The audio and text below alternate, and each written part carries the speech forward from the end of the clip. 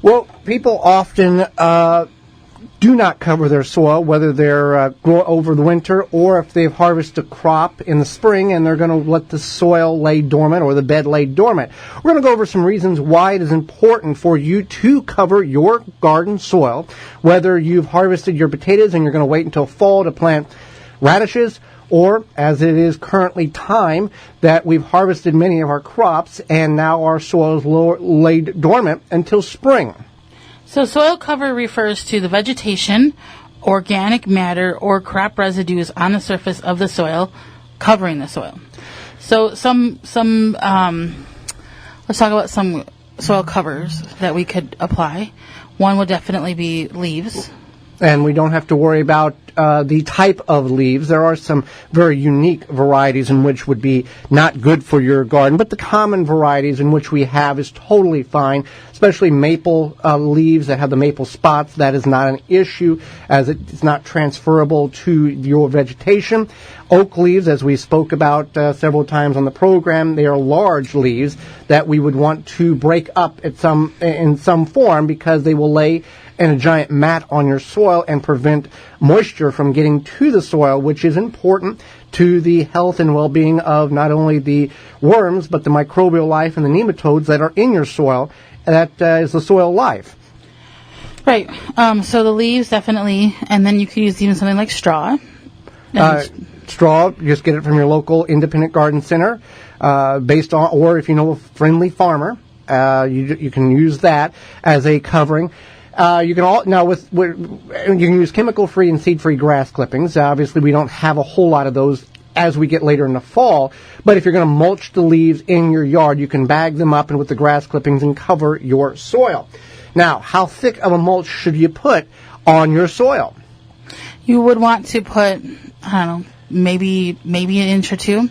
Now with the leaves, though, if you put them in the fall, you want to pile them up as high as you can. Yeah, and it's different if we're doing one versus the other. If it's in the spring, just a couple of inches. If it's in the fall and we're not doing anything, and we will not be planting anything through the winter months in the northern portions of the area of the United States where it's super cold, then we can cover them very, very high in the bed.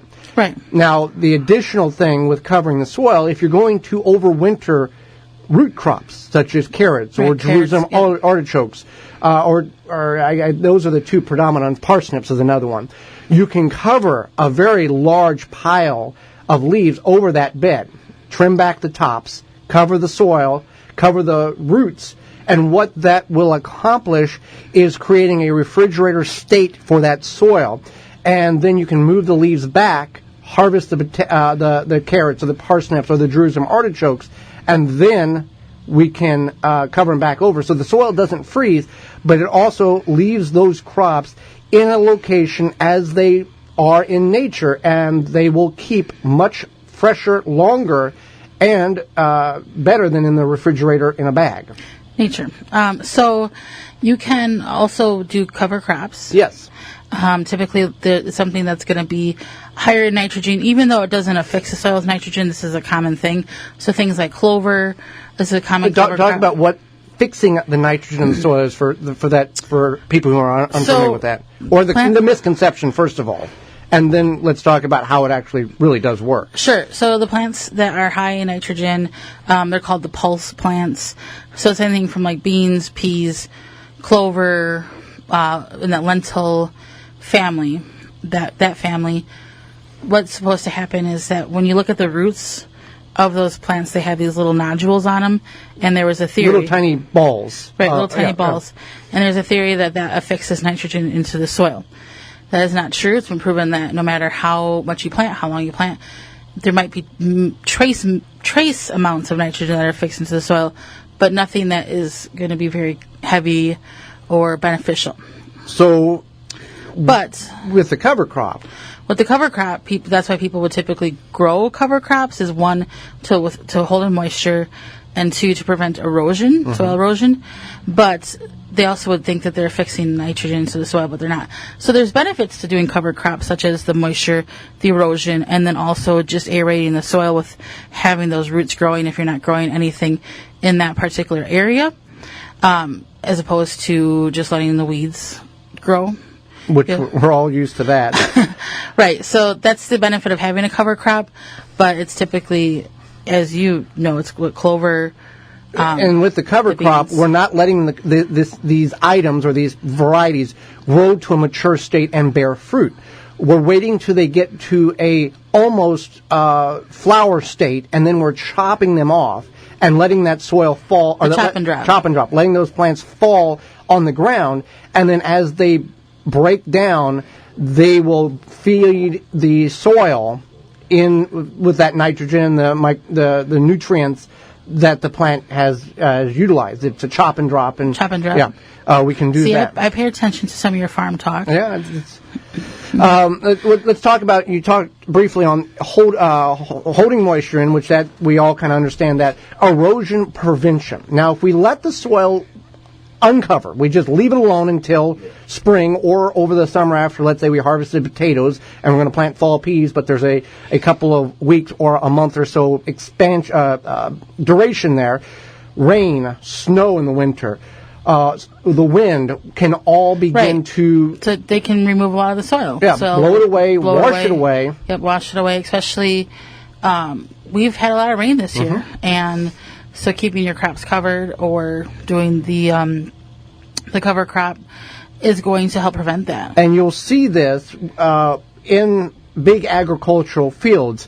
It's very difficult to apply 40 acres of mulch on top of a old cornfield, but you'll see that after a hard rain in the spring, after it's been tilled before planting, you'll see big ditches that have been cut by the water, and all of that topsoil has been washed into the stream and into the river, and that's also taking the chemicals that have been sprayed on that field or the residue that has been lingering from the previous year. And then you have to go in, the farmer has to go in and either one, bounce across those as they are re-tilling the soil or planting, or has to go in there and fill those in order to get the equipment across the field in order to plant or harvest, in some instances, the fields. Right. So... And by holding or using a cover crop, or by even just covering with straw or grass or leaves, you're allowing moisture to get into that soil, but also you're preventing that exposure to the environment, the elements of it washing away, blowing away, and also just baking in the sun too. Right. So then also it invites decomposers into your garden, especially when you're just putting the leaves or the straw. It's going to invite worms and also any other type of decomposition, which is going to build and enrich your soil. It's not just worms. But not just worms, but worms is a big example here. Especially if you feel like you're lacking worms, worms will aerate your soil. They bring nutrients from as far as 8 feet deep up into the top part of your soil. They help circulate all of that organic matter. And then they also add their castings, which is basically worm poop, to the soil, and that's healthy for the soil as well. And there's nematodes and microbes and all of these things that work in harmony in order to break down that compostable items in which you put on the soil and that compost in which you've mixed into the soil as well. Right. So that is definitely something you want to consider. The worms aerate the soil as well. Worms are kind of an amazing creature. They're not going to overpopulate their area. You're not going to bring too many in by inviting them with the leaves. But you don't want to add worms from another source. You want to invite them in with the organic matter. Well, that's some of the ways you can increase the reasons why you want to cover your soil. Well, for more information, please visit thewisconsinvegetablegardener.com.